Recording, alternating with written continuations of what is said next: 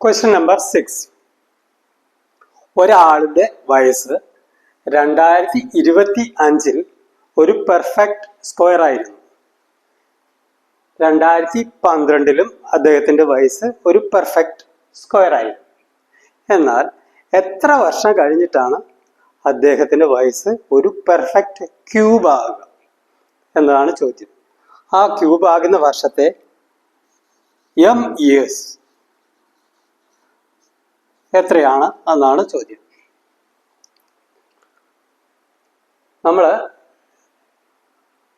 2012 വയസ്സിനെ n² ആയി കണക്കാക്കുന്നു. കാരണം 2n+1 ആണ് തുടർച്ചയായ രണ്ട് സംഖ്യകളുടെ വർഗങ്ങൾ തമ്മിലുള്ള വ്യത്യാസം.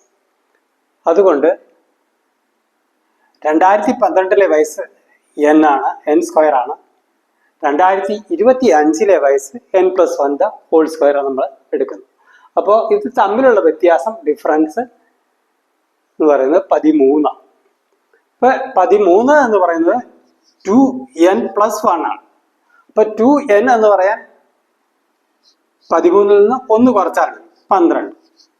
അപ്പൊ അതിനെ 2 കൊണ്ട് ഡിവൈഡ് ചെയ്യുമ്പോൾ നമുക്ക് n എത്രയാണെന്ന് കിട്ടുന്നു. 12/2 6. അതായത് 6ന്റെ സ്ക്വയർ ആണ് 2012 അദ്ദേഹത്തിന്റെ വയസ്സ്. ഇനി അടുത്ത പെർഫെക്റ്റ് സ്ക്വയർ എന്ന് പറയുന്നത് 7ൻ്റെതാണ്.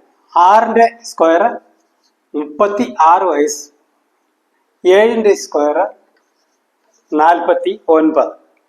അപ്പോൾ 2012 അദ്ദേഹത്തിന്റെ വയസ്സ് 36 ആയിരുന്നെങ്കിൽ 2025 അദ്ദേഹത്തിന്റെ വയസ്സ് 49 ആയിരിക്കും.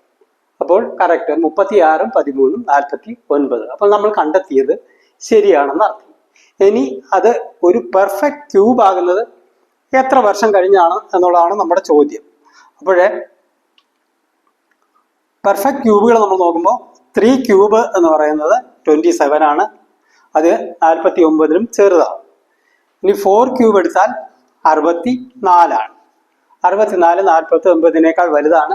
അപ്പൊ 64 - 49, അതായത് 15 വർഷങ്ങൾ കഴിയുമ്പോഴാണ് അദ്ദേഹത്തിന്റെ വയസ്സ് ഒരു പെർഫെക്റ്റ് ക്യൂബ് ആവുക. Thank you.